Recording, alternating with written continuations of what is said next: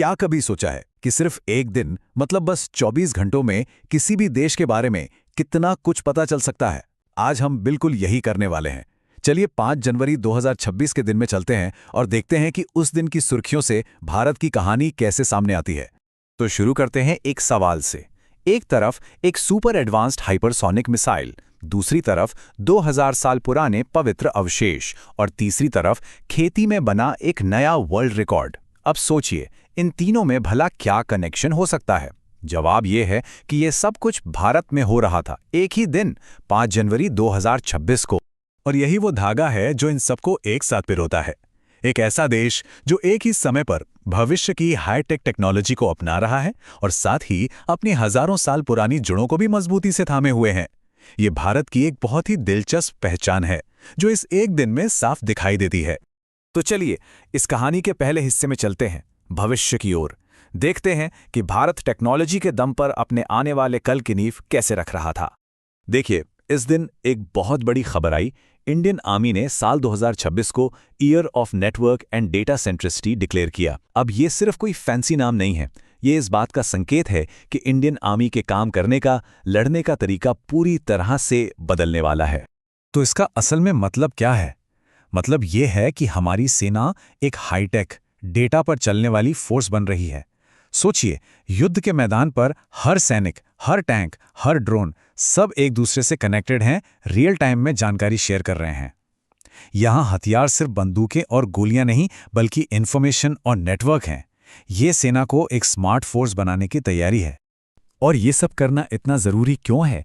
क्योंकि ठीक उसी दिन पड़ोस में चीन ने YJ-20 नाम की एक नई हाइपरसोनिक मिसाइल का टेस्ट किया। तो ये एक सीधा सीधा रिमाइंडर है कि इस रीजन में टेक्नोलॉजी की रेस कितनी तेज है और भारत के लिए इस रेस में आगे रहना कितना ज़्यादा ज़रूरी है।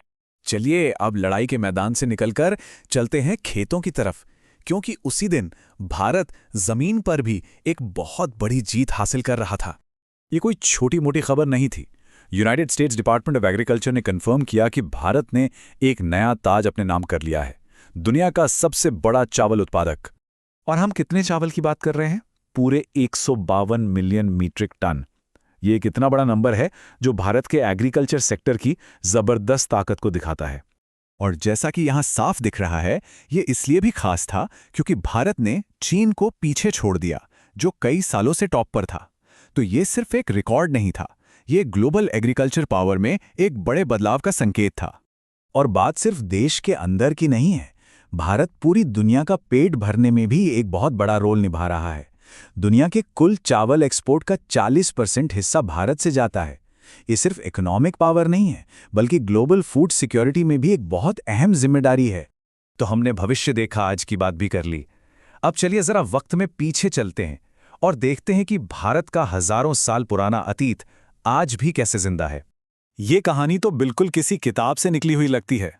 सोचिए जरा, 127 साल पहले कुछ अवशेष, जिन्हें भगवान बुद्ध का माना जाता है, भारत से बाहर ले जाए गए थे और 5 जनवरी 2026 को वो वापस अपने घर लौटे। ये इतिहास का एक टुकड़ा था जो अपनी जड़ों की ओर लौट रहा था। और पता है इन अवशेषों को क्या चीज़ इतना खास बनाती है? उन पर लिखा एक प्राचीन शिलालेख। इसमें लिखा है कि ये अवशेष खुद भगवान बुद्ध के वंश यानी शाक्यों ने रखे थे। ये 2500 साल पुराने इतिहास से एक सीधा, एक अटूट कनेक्शन है। और एक तरफ जहां इतिहास म्यूजियम में लौट रहा था, वहीं दक्षिण भारत में एक और 2000 साल पुरानी परंपरा सड़कों पर जिंदा हो रही थी। ये वक्त था जल्लीकट्टू का, तमिलनाडु का एक बहुत पुराना और जोश से भरा त्योहार।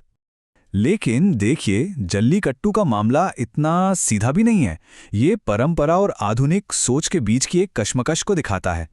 एक तरफ ये एक गहरी सांस्कृतिक विरासत है, तो दूसरी तरफ पशुओं के अधिकारों को लेकर इस पर सालों तक कानूनी बहस चली है। ये दिखाता है कि कैसे भारत अपने अतीत और आज के मूल्यों के बीच संतुलन बनाने की कोशिश कर रहा है। चलिए अब आखिर में देखते हैं कि पर्दे के पीछे क्या चल रहा था, मतलब शासन और नेतृत्व में जो देश को चलाने के लिए जिम्मेदार हैं। इस दिन लीडरशिप में भी कुछ अहम बदलाव हुए। बॉर्डर रोड ऑर्गेनाइजेशन, जो हमारी सीमाओं पर सड़कें और पुल बनाता है, और फूड कॉरपोरेशन ऑफ इंडिया, जो देश की फूड सिक्योरिटी देखता है, दोनों को नए लीडर मिले। मतलब ये वो लोग हैं जो देश की लाइफलाइन को चालू रखते हैं। और एडमिनिस्ट्रेशन में भी एक नई पहल हुई। असम देश का पहला ऐसा राज्य बना जिसने अपना 8वां वेतन आयोग बनाया। हो सकता है ये सुनने में कोई बहुत बड़ी बात न लगे, लेकिन ये दिखाता है कि देश का एडमिनिस्ट्रेटिव सिस्टम भी अपने लोगों की ज़रूरतों के हिसाब से लगातार बदल रहा है। तो जब हम इन सारे अलग अलग टुकड़ों को एक साथ जोड़कर देखते हैं, एक मिसाइल, चावल, पुराने अवशेष और नई नियुक्तियां, तो एक बहुत ही दिलचस्प और पूरी तस्वीर उभरकर सामने आती है। ये एक ऐसे देश की तस्वीर है जो हर दिन अपने अतीत और भविष्य के धागों से खुद को बुन रहा है। और यहीं पे हम एक बड़े सवाल पर आके रुकते हैं। कोई देश अपनी पहचान कैसे बनाता है जब उसका एक पैर भविष्य की ओर हो और दूसरा मजबूती से अतीत में जमा हो? 5 जनवरी 2026 की ये कहानी हमें दिखाती है कि शायद यही संतुलन, यही भारत की असली पहचान है। हमारे साथ इस सफर पर आने के लिए धन्यवाद।